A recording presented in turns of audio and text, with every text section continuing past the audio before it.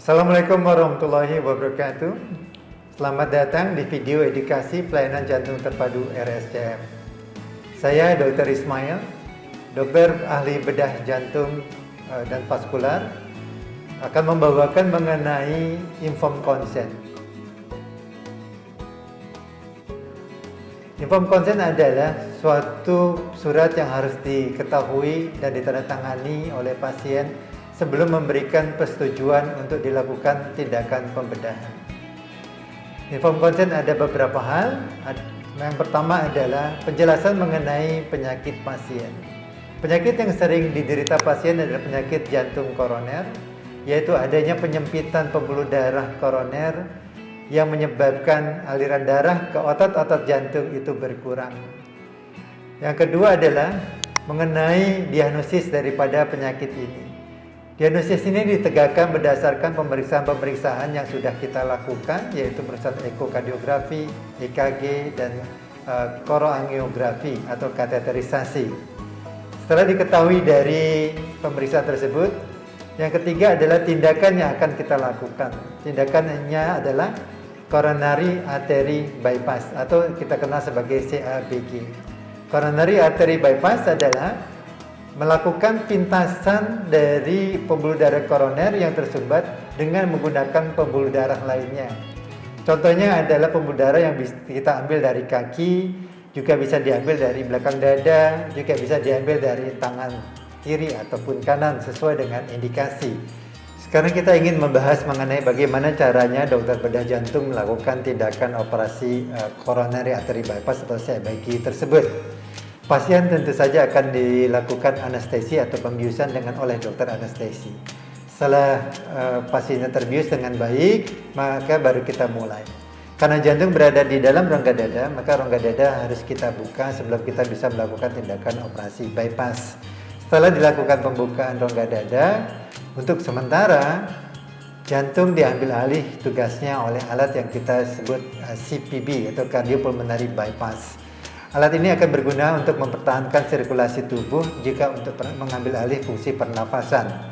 Nah, kemudian selanjutnya kita lanjutkan dengan teknik tadi operasi tadi dengan menyambung salah satu ujung pembuluh darah yang baru kita ambil dari kaki atau dari belakang tulang dada itu ke ujung sesudah sumbatan dan ujung satunya adalah pada sebelum sumbatan. Dilakukan penjahitan bypass atau sebanyak 2, 3, atau 4 buah sesuai dengan indikasi.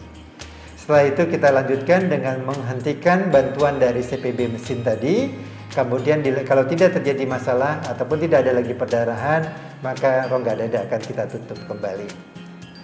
Operasi ini termasuk operasi yang aman, akan tetapi tentu saja tidak terlepas adanya komplikasi. Komplikasi yang sering terjadi adalah seperti perdarahan, infeksi, gangguan fungsi organ tubuh seperti paru-paru, ginjal, dan juga otak.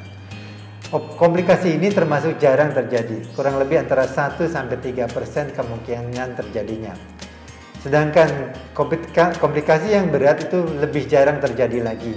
Komplikasi yang berat dan tidak bisa kita atasi dapat menyebabkan pasiennya meninggal. Ada kurang lebih sekitar 1% kemungkinan pasien meninggal yang disebabkan oleh komplikasi tersebut.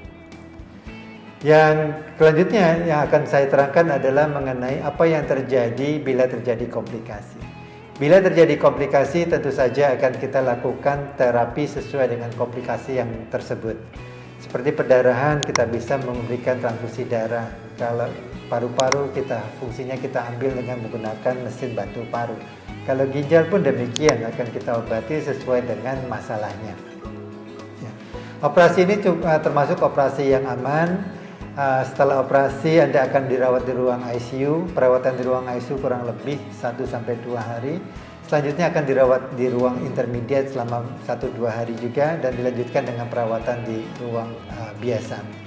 Pada saat di ruang biasa kita akan melakukan perawatan pada luka operasi, pemberian obat-obatan, juga rehabilitasi. Rehabilitasi ini merupakan bagian yang penting untuk mengembalikan Anda menjadi lebih sehat dibandingkan sebelum Anda dioperasi. Semoga informasi ini berguna bagi Anda semua yang akan menjalani atau keluarga untuk mengerti mengenai operasi pintas jantung koroner ini. Sekian dari saya. Assalamualaikum warahmatullahi wabarakatuh.